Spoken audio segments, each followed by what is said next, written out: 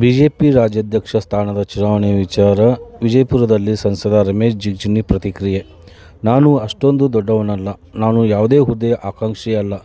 ಜನರ ಸೇವೆ ಮಾಡುವುದೇ ನನ್ನ ಕೆಲಸ. ನಮ್ಮ ಪಕ್ಷದಲ್ಲಿ ದೊಡ್ಡ ನಾಯಕರು ಏನು ನಿರ್ಣಯ ಮಾಡುತ್ತಾರೋ ಅದು ಕೆಲಸ ಮಾಡುವೆ. ಆದರೆ ಅವರು ಏನಾದರೂ ಕರೆದು ಕೇಳಿದರೆ ಒಳ್ಳೆಯ ಸಲಹೆ ಕೊಡುವೆ. ಆದರೆ ಅವರು ನನಗೆ ಕರೆದೇ ಇಲ್ಲ, ಕೇಳುವುದೂ ಇಲ್ಲ. ಅವರ ಮನಸ್ಸಿನಲ್ಲಿ ಇಂದು ಅತ್ಯಂತ ನೋವಿದೆ. ಅವರು ಎಂದು ಕೈ ಬಿಟ್ಟು ಹೋಗುತ್ತಾರೋ ವಾಪಸ್ ಬರುತ್ತಾರೋ ಎಂಬ ಪರಿಸ್ಥಿತಿಯಲ್ಲಿ ಕಾರ್ಯಕರ್ತರಿದ್ದಾರೆ. ನಾನು ಪಕ್ಷದಲ್ಲಿ ಅತ್ಯಂತ ಹಿರಿಯ ರಾಜಕಾರಣಿ. ಆದರೆ ನನ್ನನ್ನು ಬಿಜೆಪಿ ಪಕ್ಷ ಸರಿಯಾಗಿ ಬಳಸಿಕೊಂಡಿಲ್ಲ ಎಂಬ ನೋವು ನನಗಿದೆ. ನೆಗ್ಲೆಕ್ಟ್ ಮಾಡ್ಲಿಕ್ಕೆ ಸಾಧ್ಯನೇ ಇಲ್ಲ. ನೆಗ್ಲೆಕ್ಟ್ ಮಾಡಿಲ್ಲ ಅವ್ರು ಯಾವುದ್ಯಾವುದೋ ಕಾರಣಕ್ಕೆ. ನಾವು ನೋಡ್ರಿ, ನಾವು ಸಂಘ ಪರಿವಾರದಿಂದ ಬಂದಿಲ್ಲ.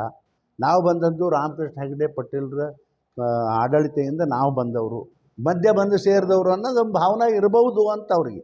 ಅದಕ್ಕಾಗಿ ಹಂಗೆ ಮಾಡ್ತಿರ್ಬೇಕು ಅಂತ. ನೋಡಿರಿ, ನಾ ಯಾವುದಕ್ಕೂ ತಲೆ ಕೆಡಿಸ್ಕೊಳ್ಳೋಂಗಿಲ್ಲ. ನಾನು ಇಂಥದ್ದು ಆಗಬೇಕು ಅನ್ನೋ ನನಗೆ ಆಸೆನೂ ಇಲ್ಲ. ದೇವರ ನನಗೆ ಏನು ಕೊಡಬೇಕು ಎಲ್ಲದಕ್ಕಿಂತ ಹೆಚ್ಚಿಗೆ ಕೊಟ್ಟ. ನೋಡಿರಿ, 50 ವರ್ಷ 45 ವರ್ಷ ನಿರಂತರವಾಗಿ ರಾಜಕಾರಣದಲ್ಲಿ ನಾನು ಭಾಗಿಯಾಗಿದ್ದೀನಪ್ಪ. ಈ ರಾಜ್ಯದಲ್ಲಿ ಮಂತ್ರಿ ಆಗಿದ್ದೀನಿ, ಕೇಂದ್ರದಲ್ಲಿ ಮಂತ್ರಿ ಆಗಿದ್ದೀನಿ, ರಾಜ್ಯದಲ್ಲಿ ಮಂತ್ರಿ ಆಗಿದ್ದೀನಿ. ಸಾಕಷ್ಟು ಸಲ ನೋಡಿರಿ, ಚಿಕ್ಕೋಡಿಗೆ ಹೋಗಿ, ಈ ಊರಲ್ಲ ಬೇರೆ ಊರಿಗೆ ಹೋಗಿ ಅಲ್ಲಿ 3 ಸಲ ಚುನಾವಣೆ ಮಾಡಿದ್ರು, 3 ಸಲ ಬೇರೆ ಬೇರೆ ಪಕ್ಷದಿಂದ ಜನ ಓಟ್ ಹಾಕಿದ್ರು. ಸುಮ್ಮನೆ ಹಾಕ್ತಾರ ಹೇಳ್ರಿ ನೋಡೋಣ. ಅದು ಏನಪ್ಪ, ಯಾಕೋ ಇದು ಹಿಂಗೆ ನಡೀಲಿ. ನಮ್ಗೆ ಏನಾಗಬೇಕು? ನನಗಂತೂ ಯಾವುದೂ ಆಸೆ ಏನಿಲ್ಲ. ಆಯಿತು, ಕೊಟ್ಟರೆ ಜಯ ಅನ್ನೋದು, ಕೊಟ್ಟಿಲ್ಲ ಅಂದರೆ ಇಲ್ಲ ಅನ್ನೋದ್ರಿ ಅಷ್ಟೇ ನಮ್ಮದು. ನಾವು ಬೇಕು ಅಂಥೇಳಿ ಮೈ ಮೇಲೆ ಬಿದ್ದು. ಆಮೇಲೆ ನಂದೊಂದು ಸ್ವಭಾವ ಏನು ಅಂತಂದ್ರೆ, ನಾ ಯಾರ ಹಿಂದೂ ಅಡ್ಡಾಡೋದಿಲ್ಲ, ಯಾರು ಚುಂಗ ಹಿಡಿಯೋದಿಲ್ಲ. ಅದನ್ನು ಯಾರೂ ನನ್ನ ಜೀವನದಾಗ ಅದು. ಯಾಕಂದ್ರೆ ನನಗೆ ಸ್ವಾಭಿಮಾನ ಅದು. ನಾನು ಯಾರಿಂದ ಹೋಗೋದು, ದಿನ ಅವ್ರ ಮನೆ ಮುಂದೆ ನಿಂದ್ರೋದು, ನಮಸ್ಕಾರ ಹೊಡೆಯೋದು, ಅಂಗಿ ಹಿಡೋದು ಅಂತ ನನ್ನ ಜೀವನದಾಗೂ ಮಾಡಿಲ್ಲ. ನಾನು ಮಾಡೋದು ಇಲ್ಲ. ನನಗೆ ಅವ್ರು ಕ್ವಾಟ್ರು ಅಟ್ಟೆದ, ಬಿಟ್ಟರು ಅಟ್ಟೆದ, ನನಗೇನು ಅವಶ್ಯಕತೆ ಇಲ್ಲ. ರೈಟ್ ರೀ ಅಣ್ಣಾರ, ಥ್ಯಾಂಕ್ಸ್ ರೀ. ಸಾಹೇಬ್ರೇ ನಾ ಆಟ ದೊಡ್ಡವ ಅಲ್ರಿ ಸಾಹೇಬ್ರೆ.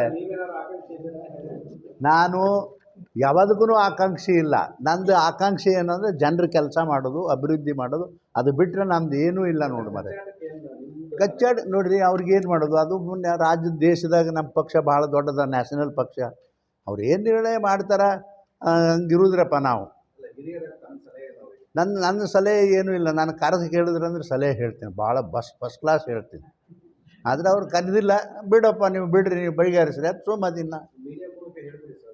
ಇಲ್ಲ ಚೇ ನೋಡ್ರಿ, ನಾ ತುಂಬ ನನಗೆ ತುಂಬ ಗೊತ್ತಿದೆ.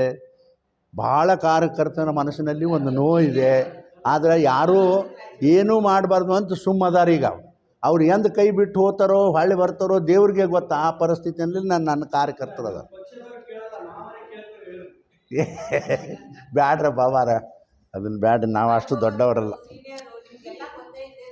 ನೋಡಿರಿ, ನನಗೆ ದುಃಖ ಅನ್ನಿಸ್ತದೆ. ನೀವು ಅಂತಿರಲ್ಲ ಅನುಭವ. ಹೌದು, ನನ್ನ ಸರಿಯಾಗಿ ಪಕ್ಷ ಬಳಸ್ಕೊಂಡಿಲ್ಲ ಅನ್ನೋ ದುಃಖ ನನ್ನ ಮನಸ್ಸಿನಲ್ಲಿ ಅದ.